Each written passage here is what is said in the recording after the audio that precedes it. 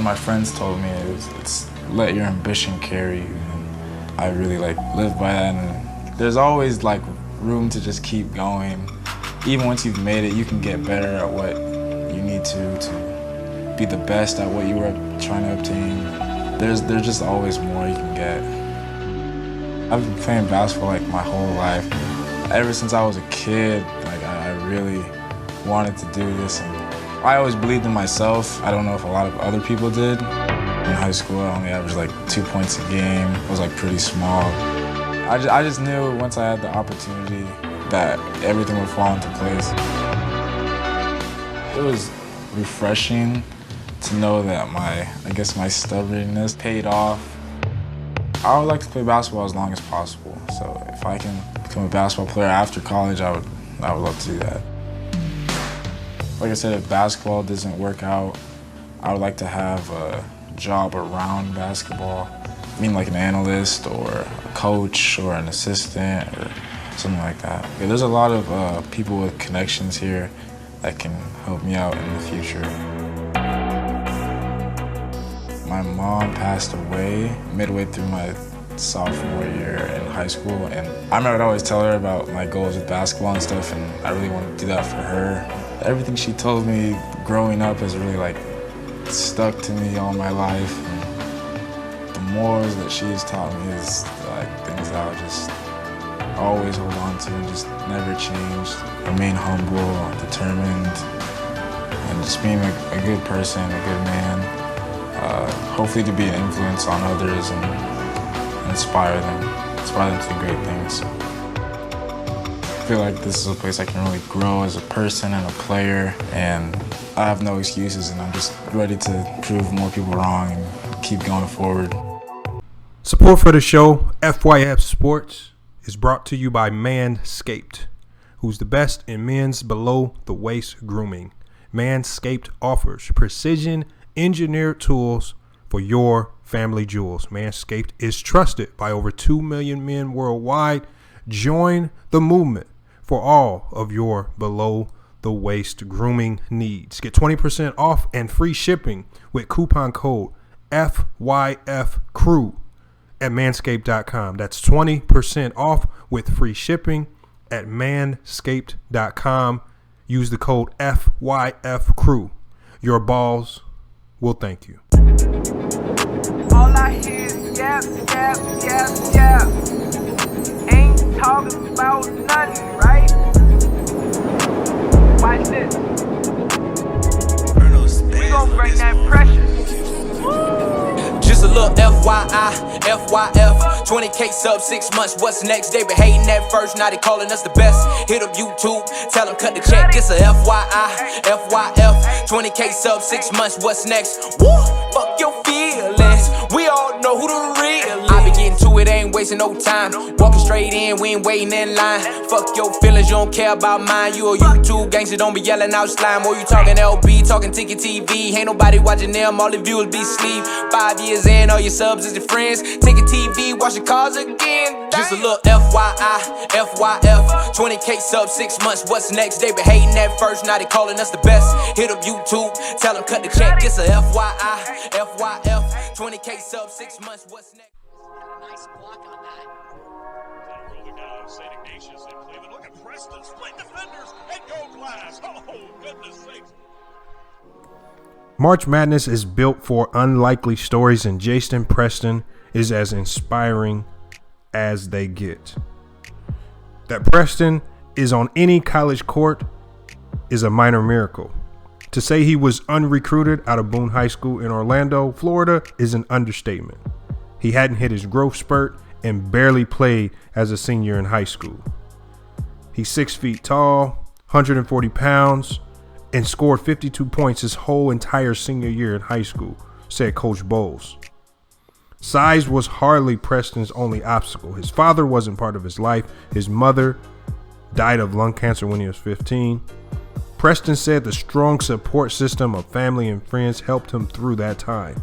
His aunt in Jamaica became his legal guardian, and Preston lived in an apartment with his mom's best friend's sons, Russell Whitaker. Still a teenager living without parents, Preston faced a lot of odds. After high school, Preston enrolled at the University of Central Florida as a regular student. Basketball was simply a recreation. Then one day in July, a friend needed a fifth player for an AAU tournament and asked Preston to be that fifth. It would change his life. Preston dazzled in the tournament.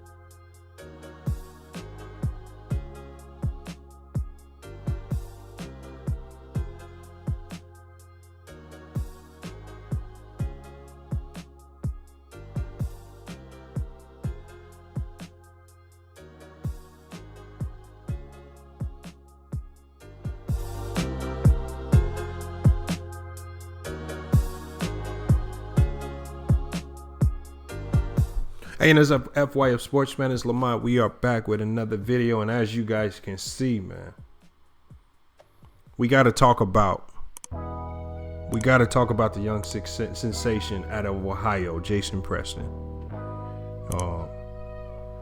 Again, we're talking about another 13 seed team, Ohio. They ended up playing Virginia, the defending champs, as the 4 seed. And, you know, going into this tournament, I actually knew a little bit about Jason Preston. I kind of followed this game. I just didn't know the one thing, and this is always hard to tell. How will your skills translate when you have to go up against the best of the best? When you have to play some of those major conferences, how do your skills translate? And we've seen in years past when you're dealing with these small schools who get a lot of guys who are either under-recruited or just not as talented as the players, the 5 and 4 stars that go to the Blue Bloods. What separates talent, especially at the college level, are players who can get it done for you when it matters most. When we look at Steph Curry at Davidson, when we look at what Damian Lillard did when he was in college, same with CJ McCollum. I mean, even Jimmer Fredette to a certain degree. Usually when you have a high caliber NBA level player, these players are able to help you cruise through the tournament. Maybe not win it all, but they can help you even as a lower seeded team, let's say get to the Sweet 16 or Elite 8, or if you're lucky enough, potentially get to the Final Four. That's how much one player can mean to your program at the college level. So the one thing that I was really looking forward to seeing was Virginia being one of the best defensive teams in the country. How would Jason Preston's play translate when playing against elite level competition in the NCAA tournament? That's one thing that I was really hoping to see, and we actually got that in this matchup against Virginia. Now Virginia's dealing with a lot of hurdles themselves. They dealt with some COVID protocol issues early in the season. I mean, they still ended the season well enough to be a 14 seed, 18-7 on the year. Their defense still looked just as stout. When you're talking about Ohio, they went 17-7 on the year, a 13 seed. They were able to win out in their conference. But when we talk about this guy, Jason Preston, and you guys just heard his backstory. All right, we talked about how he didn't play his junior year in high school, barely played his senior year, didn't get recruited at all, enrolled at Central Florida just to be a regular student, randomly got seen by happenstance because he joined a game, a pickup game, a prep school game, and prep schools caught wind of him. Believe prep school actually picked him up. He played a number of games for them, and then ultimately that led to a number of D1 offers, which landed him at Ohio. So he had a very odd route to D1 basketball, and that route, I tell you guys, the route to get to D1 basketball for some people is very odd. His route was extremely odd, but it also tells you about how talent can easily get glossed over. There are a lot of talented players that we never will ever see because they got hit with the politics of basketball even at the high school level. All right, so when you talk about players who've overcome hurdles, this is an extremely big hurdle. I mean, there are hurdles when you get to the D1 level. There are hurdles in high school. I mean, there are definitely hurdles in the pros. And he's already been able to overcome 2 of them. Now, obviously, he couldn't get over the hurdle in high school. All right, he still found the path to D1 basketball because he continued to grind. He didn't give up. Right? And he even took a smaller offer. He went to where he was wanted. He went to Ohio, and this Coach Bowles for Ohio is giving him an opportunity to shine. And not just, and it's hard, and you know, as a coach, sometimes coaches can get in the way of their own players, especially a player this dynamic. He throws a lot of flashy passes, all right, but he is still a high IQ player. But sometimes you can get in the own way of players like this because of how dynamic they are, and you can end up holding them back. He's done a good job of allowing Jason Preston to play his own game, all right, and be his own player while he's on the court, just kind of being that secondary coach on the floor. So we're going to get to these highlights of this Virginia game because there were a number of things in this game that tell me what he does at the college level can easily translate over to the professional level. And I think based off a few things that I saw, and hopefully you guys picked up on those same things as well. But based on a few things that I saw, I said his game definitely mirrors that of LaMelo Ball. And I feel that his skill set can directly translate into today's NBA game. He has a lot of things that he still needs to improve. He's definitely still a raw talent. But when you look at the potential that this guy has with his size, with his ability to play, make, and pass, and the one thing that I like about his game is his ability to control the game with his pace. I think all of those things can directly correlate over into the NBA game. Hopefully you guys can pick up on that as well. Let's go ahead and get over to the drawing board so we can break down the footage of Ohio's upset win over Virginia. Get that pass down. We got to break this pass down because, again, this is about breaking down the defense and plays that and playmaking that can directly translate into the NBA. Tell me right here. It's passes like this, it's vision like this, where it looks so simple when you're on the floor, but to be able to get the angle and get this pass off through a hedge, I think it's underrated. And I think scouts at the NBA level are really going to be looking at passes like this.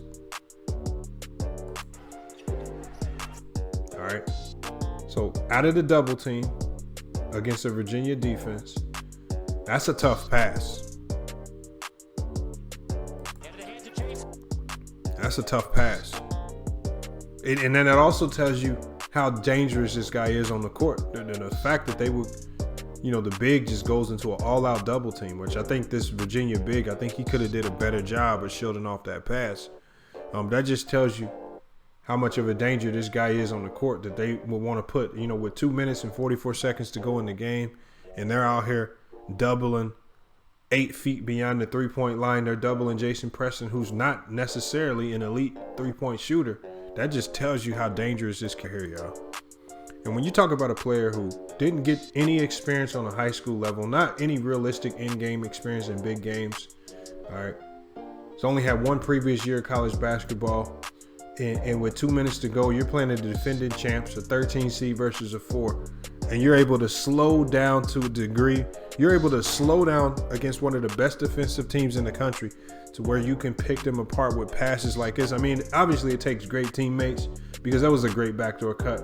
I mean, obviously you have to, they know he's a great passer. If they cut, he's going to get them the ball. I mean, but to be able to get this pass off, I think is big right here. Let's pull that back. We're going to run that back because I think that's big. I think it's something that's extremely overrated. When we talk about all of the high-level scorers, maybe with LSU and some of these other teams, we forget about players like this. One is slowing the game down. 2 minutes to go. You're only up 2. All right, 13 seed versus a 4. You're not even supposed to be in this position. But who's playing like the high major team? Jason Preston's playing like he belongs on the high major. Ohio is playing like the high major team. Virginia is playing like the team that's sped up, and pressing. They're making the mistakes that a mid-major or low-major team would make. All right, the drive. Remember what I talked to you guys about, being able to go from fast to slow and then also make great decisions out of that. Slow down. All right, now the eyes. He's talking to his teammates now with his eyes. He goes back door. He's looking. When we look at these stats, man, I told you guys from start to finish, Ohio looked like the more dominant team. Ohio was the team that looked like the more dominant team. They looked like the high major team. They looked like they were more poised. They slowed the game down when they needed to. They played fast when they needed to, and it showed in the stats, man. Now Preston, 11 points, 13 rebounds, 8 assists, close to having a triple-double. He controlled the game, played 40 minutes, controlled the game from start to finish. And see, and so when I see players like Preston, when I see this, it actually gives more prudence and credibility to some of the things that LeVar Ball actually says when he's talking about Jello and how Jello's not getting a fair shot and fair chance in the NBA. And we've seen LiAngelo Ball put up huge numbers on a lot of other stages. Now, again, it's lesser basketball, but we've seen him put up huge numbers. You have LeVar Ball saying that LiAngelo Ball is the best of all three brothers with regards to scoring the ball. He's the best player out of all of them. It really gives more credibility to some of the things that he's saying, because out of all of these scouts and all of these great basketball minds out here in the ether, all of these great high school coaches, they let a kid like Jason Preston, who is now playing on one of the biggest stages of basketball, playing in March Madness, played against the defending champions. And all of these AAU teams and all these coaches, they missed over this talent. He belongs on a high major roster. He should have been easily a 4-star recruit, possibly a 5-star recruit, depending on where he played. But he went under the radar and was potentially going to be just a regular student at Central Florida before he lucked up and got an opportunity to play in a prep school game with an AAU team.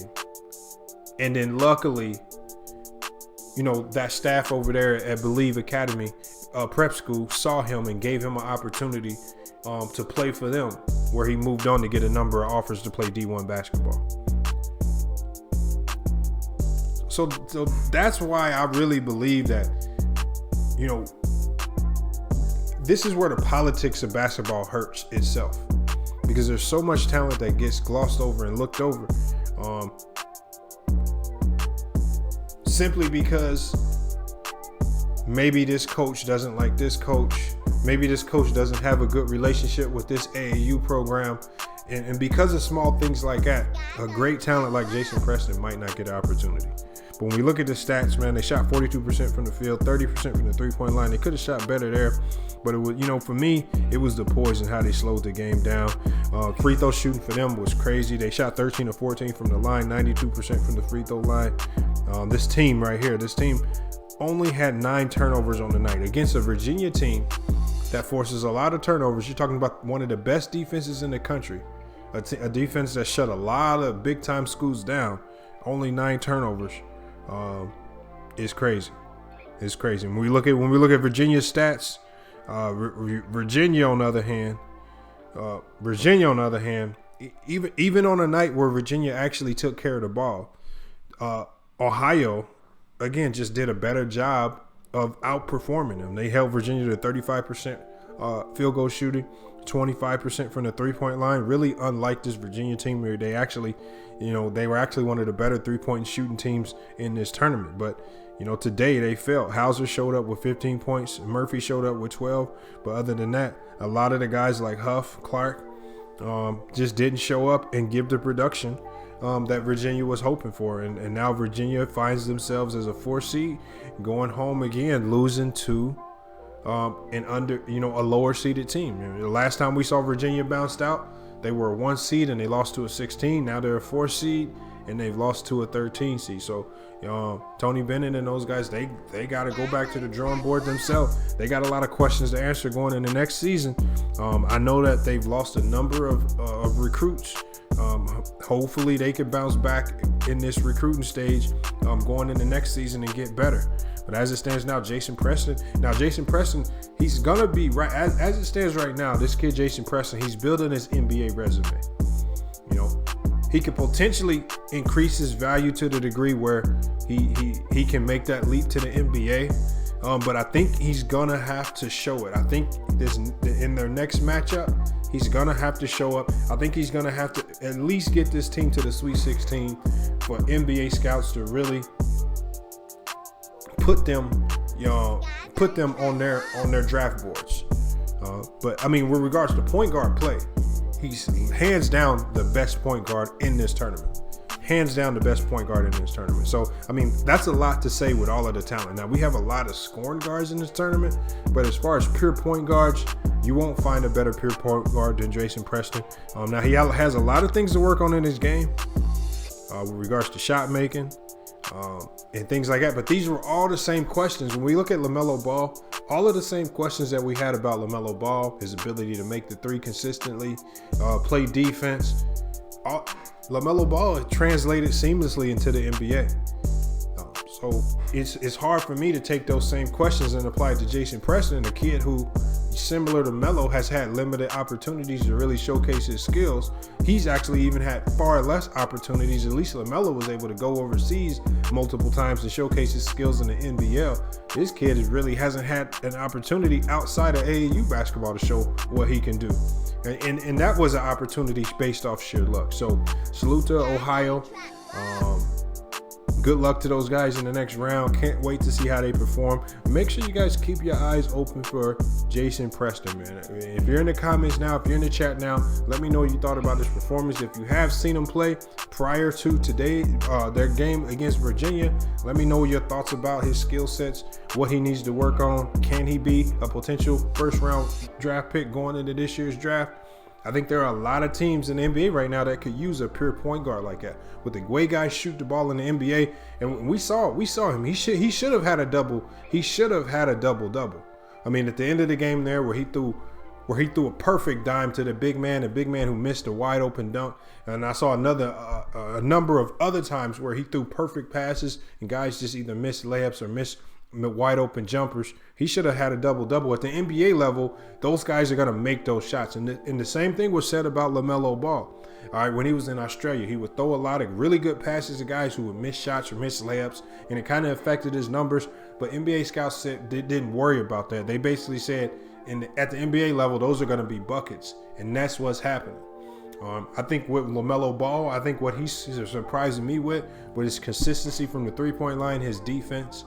I always knew he was going to be a great playmaker, but I think it's his consistent ability to score the ball. Not just make threes, but he's scoring the ball. He's able to get to the basket. We saw him start off the year struggling to get to the basket because he was picking his dribble up too soon. Now, halfway through the season, I think he was able to pick up on some of the things he was doing wrong. He made the necessary changes. And the same thing with Preston. I think when he gets to the next level, I can potentially see him struggling early, but a guy like this, we know he knows how to adapt. And like his first year at Ohio was good, not great. He adapted. He came back this year, and now he has Ohio playing in the second round, potentially with an opportunity to get to the Sweet 16. All right. Make sure you guys like, comment, and subscribe. Hit the notification bell to the video if you haven't done so already. We are going to we're going to continue to drop these videos as the upsets happen. Hopefully you guys' bracket isn't too pretty much destroyed. I just saw the news scroll across my phone, that the number 1 seed Illinois has been upset by Loyola. So that's something we definitely got to talk about, because a lot of you guys were in the chat, and I told you guys, I said Illinois is a fake number 1 seed. The Big Ten has just been struggling mightily, but a lot of people crowned Illinois, and I said that team does not in no way compare to Gonzaga, and we just now they've gotten trounced by a number 8 seed again. This wasn't a close game. This was a convincing win. Illinois was upset 71-58 by Loyola, so that's something we got to talk about. We're probably going to get to that in our live stream tonight. Probably won't have an opportunity to make a video on that, so luckily we got a lot of stuff to talk about in tonight's live stream, a lot of news, a lot of NBA news to go over with the injury to LeBron and Steph Curry. So we got a lot of stuff to catch up on. Cannot wait to tonight's live stream. I hope to see you guys there. Hey, but it's FYF Sports, man. It's been another great video, and we out. Really made.